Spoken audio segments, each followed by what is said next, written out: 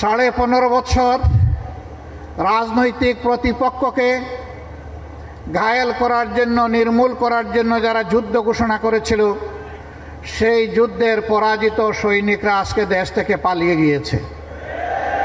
আর যাদের বিরুদ্ধে যুদ্ধ ঘোষণা করা হয়েছিল, আল্লাহ রাব্বুল আলামিন আজকে তাদেরকে মেহেরবানি করে তার পক্ষ থেকে উপহার দিয়ে মুক্তিদান করেছেন। এই জন্য আল্লাহর দরবারে আরেকবার শুকরিয়া। 15 বছরের মাথায় এসে যারা এই যুদ্ধের সূচনা করেছিল, আমি তাদেরকে আমার অন্তরের অন্তঃস্থল থেকে গভীর ভালোবাসা এবং শ্রদ্ধা জ্ঞাপন করছি।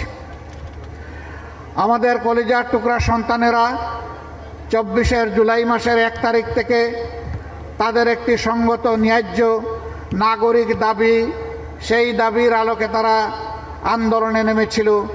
কিন্তু সেই পুরানা কায়দায় হেলমেট এবং হাতুড়ি বাহিনী পাঠিয়ে সরকারি সন্ত্রাসীদেরকে লেলিয়ে দিয়ে সেই আন্দোলনকে দমন করার চেষ্টা করা হয়েছিল। এই আন্দোলনের পোস্টার বয়েছিল আন্দোলনে অংশগ্রহণকারী প্রতিটি ছাত্রছাত্রী। তাদের অঙ্গীকার ছিল, হয় আমরা দাবি আদায় করব, না হয় আমরা শাহাদত বরণ করব, মাঝখানে কোনো কিছু আমরা মেনে নেব না। তারা ধারণা করেনি এই দেশেরই একটি সরকার, বৈধ হোক অবৈধ হোক, জনগণের ট্যাক্সের টাকা নাড়াচাড়া করে সেই সরকার জনগণের ট্যাক্সের পয়সায় কিনা, টাকায় কিনা অস্ত্র দিয়ে, গুলি দিয়ে নির্মমভাবে এদেশের মানুষকে হত্যা করার নির্দেশ দেবে। তারা হত্যাকারী। তারা ক্ষমতায় থাকলেও হত্যাকারী, ক্ষমতার বাইরে থাকলেও হত্যাকারী। যখন প্রতিপক্ষ পায় না, তখন নিজের দলের লোকদেরকে হত্যা করে। হত্যার প্র্যাকটিস জারি রাখার জন্য এই কাজগুলো তারা করে থাকে। 2006 সালের 28 অক্টোবর এই জাতি কখনো ভুলবে না। সেই দিনটি ফ্যাসিস্ট দলের নেত্রী তার সহকর্মীদেরকে ঢাকায় লইগে বইটা দিয়ে নিয়ে হাজির হওয়ার জন্য আহ্বান জানিয়েছিলেন। প্রকাশ্য দিবালোকে রাজপথে সেদিন পল্টন মোড়ে মানুষগুলাকে নির্মমভাবে পিটিয়ে পিটিয়ে হত্যা করা হয়েছিল। তাদের লাশের উপর বিকৃত রুচির সেই লোকগুলা উঠে নর্তন কুর্দন করেছিল। হত্যাকারী, হত্যার নির্দেশদাতা, পরিকল্পনাকারীদের বিরুদ্ধে মামলাও হয়েছিল। কিন্তু ক্ষমতায় এসে, ক্ষমতার গরমে সেই মামলা তারা গিলে ফেলেছিল। হ্যাঁ, সাময়িকভাবে গিলেছেন, কিন্তু হজম করতে পারেননি। এটা আপনাদের বদ হজমের কারণ হবে ইনশাআল্লাহ। সেদিনকার হত্যাকাণ্ড থেকে শুরু করে 2009 সালের 10 জানুয়ারি ক্ষমতায় আসার পর থেকে ধারাবাহিকভাবে যতগুলা হত্যাকাণ্ড সংগঠিত করেছেন, তার সবগুলার বিচার এই বাংলার মানুষ চায়। এই বাংলার মাটিতেই দেখতে চায়। একজন অপরাধীও যেন এখান থেকে বাঁচতে না পারে, তা আমরা দেখতে চাই। তাতে সময় যা লাগুক দেখে বিচার করতেই হবে। এরা রাজনৈতিক দল হতে পারে না। যারা ক্ষমতায় বসে দায়িত্ব জ্ঞানহীনতার পরিচয় দেয়, দায়িত্বশীলতার পরিচয় দিতে পারে না, নিজের দেশের মানুষকে হত্যা করে গদি রক্ষার জন্য, তারা কখনো রাজনৈতিক দল হতে পারে না। তারা একটি সন্ত্রাসী দল। ইতিমধ্যেই সরকার তাদের সন্ত্রাসী ছাত্র সংগঠনকে নিষিদ্ধ ঘোষণা করেছে। এদের হাতে কত মায়ের মুখ খালি হয়েছে।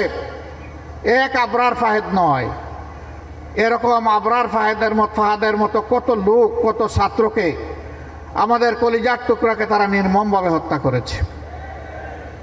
এরা প্রত্যেকটি শিক্ষা প্রতিষ্ঠানকে অস্ত্রাগারে পরিণত করেছিল। মদের বোতল আর অস্ত্র দিয়ে ভরে রেখেছিল। গণরুণ তৈরি করে নির্যাতন চালাতো। নামাজি ছাত্রদেরকে নামাজে দেখলেই শিবির ত্যাগ দিয়ে তাদের উপর ঝাঁপিয়ে পড়ত। আবরার ফাহাদের দুটি দোষ ছিল। একটি ছিল সে আধিপত্যবাদের বিরুদ্ধে কথা বলেছিল, আরেকটি হলো সে নামাজ পড়ত। এই দুটি তাদের কাছে অসহনীয় ছিল। এই জন্য নির্মমভাবে তাকে পিটিয়ে তার জীবন প্রদীপ নিভিয়ে দেওয়া হলো। এটা শুধু ঢাকা বিশ্ববিদ্যালয়ের বুয়েট নয়, সারা বাংলাদেশের সমস্ত শিক্ষা প্রতিষ্ঠানকে চর দখলের মতো তারা দখল করে নিয়েছে। এমনকি আমাদের মেয়েদের, কমলমতি মেয়েদের বিদ্যাপীঠগুলোকেও তারা কলুষিত করেছিল। এই কথাগুলা বলতে হৃদয় ভেঙে যায়, লজ্জায় মাথা নত হয়ে আসে। এই জন্য এই কথাগুলা, এই চিৎকারগুলা দিতে পারি না, বলতে পারি না। কেমন অত্যাচার আমাদের মেয়েদের উপর করা হয়েছে। সম্মানিত ভাইয়েরা, এরা তো এদেশেরই মানুষ ছিল, কেন তাদের এত ক্ষোভ এই দেশ এবং জাতির উপর, বিশেষ করে ছাত্র সমাজের উপর? কারণ সব দেশে, সব সমাজে যুবক এবং ছাত্ররা সবসময় থাকে অন্যায়, দুঃশাসন এবং নির্যাতনের বিরুদ্ধে। এরা কখনো দুঃশাসন এবং দুর্নীতিকে মেনে নেয় না, আর তারা এই দুইটাই জাতিকে উপহার দিয়েছিল। এই জন্য ছাত্র সমাজ দফায় দফায় আন্দোলন করেছে। 18তেও তারা আন্দোলন করেছে, পরবর্তী পর্যায়ে রোড সেফটি আন্দোলন করেছে, সর্বশেষ 24-এ এসেও তারা আন্দোলন করেছে। দফায় দফায় দুঃখাও দিয়েছে, আবার শক্তিও প্রয়োগ করেছে, বল প্রয়োগ করে অনেককে হত্যাও করেছে।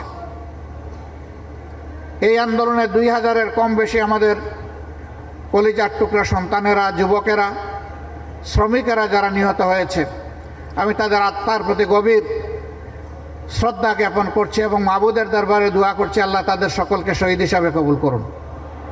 যারা আহত পঙ্গু হয়েছে তাদের জন্য দোয়া করে আল্লাহ তাআলা তাদেরকে সুস্থতার নিয়ামত দান করুন।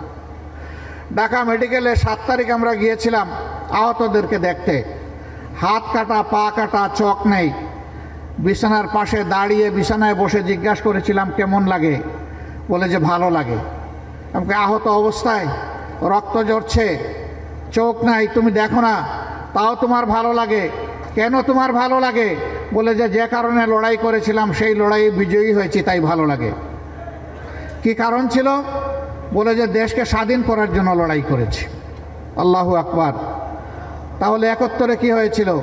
হ্যাঁ, 71-এ একটা স্বাধীনতা এসেছিল, এই জাতি এনেছিল, কিন্তু স্বাধীনতার মর্মমাবী ডুকরে ডুকরে কেঁদেছে। স্বাধীনতার ফসল বাংলাদেশের জনগণের পকেটে এবং ঘরে উঠেনি। একটা গোষ্ঠী এটাকে হাইজ্যাক করেছিল, আর একটা দেশের হাতে এটা তুলে দিয়েছিল। তার জ্বলন্ত প্রমাণ এই 24-এর 16ই ডিসেম্বর পাশের দেশের প্রধানমন্ত্রী তিনি বিজয় দিবসের শুভেচ্ছা দিতে গিয়ে ভারতীয় সৈনিক সেনাপতিদেরকে দিয়েছেন আর বলেছেন এটা ভারতের বিজয় দিবস। যারা স্বাধীনতার চেতনার কথা বলেন, বেশি বেশি বলেন, তারা এখন চুপ কেন? তাইলে কি আপনারা এটাকে বাংলাদেশের বিজয় স্বীকার করছেন না? আর যদি বিজয় স্বীকার করে থাকেন তাহলে প্রতিবাদ করেননি কেন?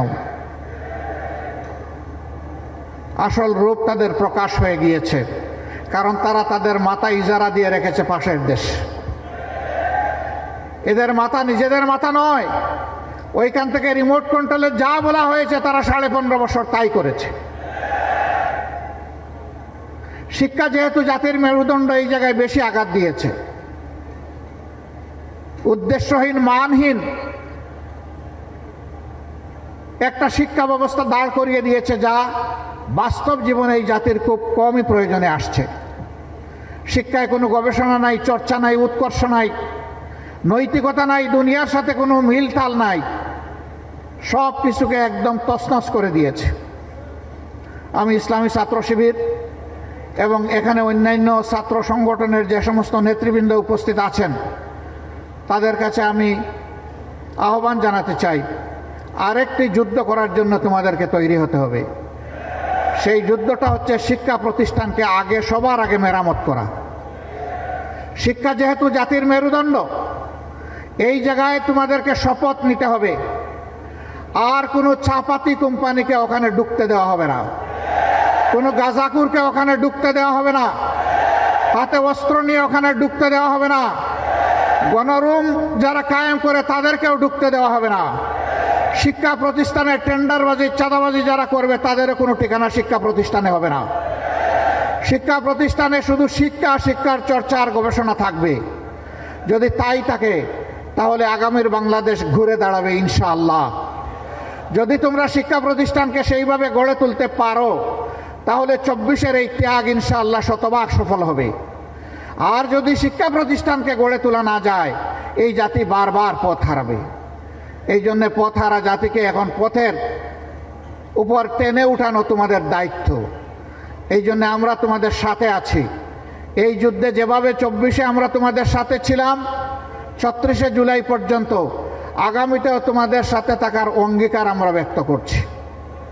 তোমরা এগিয়ে যাও, আমরা তোমাদের সাথে আছি ইনশাআল্লাহ।